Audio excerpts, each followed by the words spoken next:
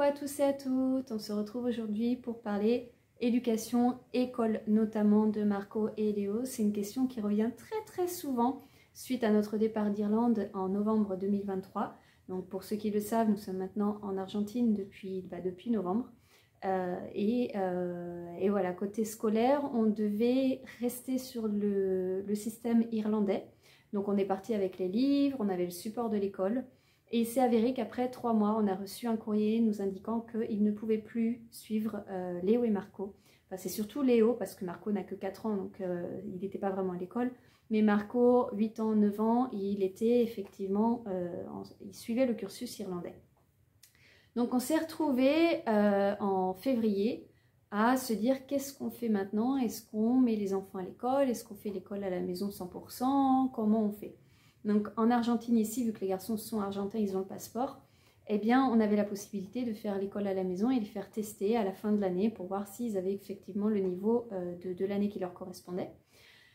On s'est beaucoup posé la question et puis on a finalement décidé de les mettre à l'école. L'école a commencé en mars, donc vu que c'est l'autre hémisphère, au lieu de commencer en septembre, ça commence en mars.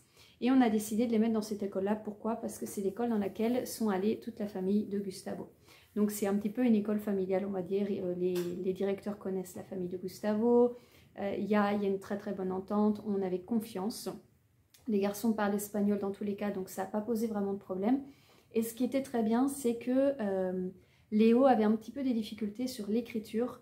Et dans cette école-là, ils sont très penchés sur l'écriture. Donc en peu de temps, là en ce moment on est fin avril, début mai, en très peu de temps, Léo s'est mis à très bien écrire, là c'est l'espagnol, mais bon à écrire surtout parce qu'il avait vraiment du mal à utiliser sa main. Hein. C'est comme beaucoup d'enfants malheureusement aujourd'hui qui utilisent des ordinateurs, qui ont les mains sur des téléphones, sur des tablettes, ils ne savent plus écrire, ils ne savent plus utiliser leurs mains et un crayon. Donc ça c'est un très bon côté. Marco a commencé dans la même école de son frère, donc ils se voient tous les jours, ils sont ensemble, ce qui a beaucoup aidé également l'intégration de Marco. Et la décision a été prise de retourner en Europe dans les mois qui viennent. Donc il va falloir les déscolariser à nouveau en Argentine pour les mettre en septembre ou en octobre dans une autre école sur le système européen. Donc Léo était en troisième en Irlande, alors je crois que ça correspond au CE1 ou CE2, vous me direz, en fonction de l'âge, 8-9 ans. Donc Léo en Irlande sur le système irlandais avait fait approximativement 5 mois avec l'école à la maison, avec le support de l'école là-bas. Et on a pris la décision quand il est rentré ici en Argentine de reprendre l'année au départ, simplement pour le côté écrit.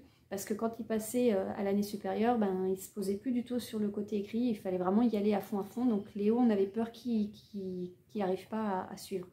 Donc il a repris la même année, ce qui est super bien pour lui parce qu'il trouve que tout est très simple. Donc c'est génial, il peut vraiment se focaliser sur son écrit.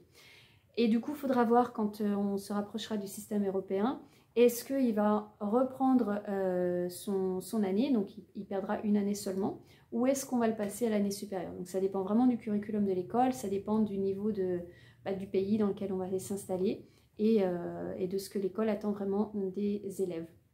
Donc voilà, on a pris cette décision. Moi je ne voulais pas la prendre personnellement, je ne voulais pas qu'il aille à l'école ici dans un premier temps parce que sachant qu'on allait repartir, je ne voulais pas qu'il s'attache.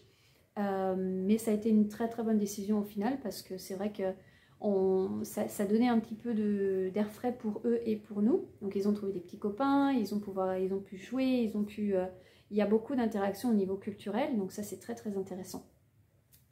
Donc je vous dirai sur les prochains mois qu'est-ce qui va être pris comme décision. Si les personnes qui sont dans les mêmes situations que nous, surtout n'hésitez pas à nous donner des conseils, on les prend volontiers, c'est toujours un petit peu délicat, on ne sait pas vraiment dans quelle direction aller.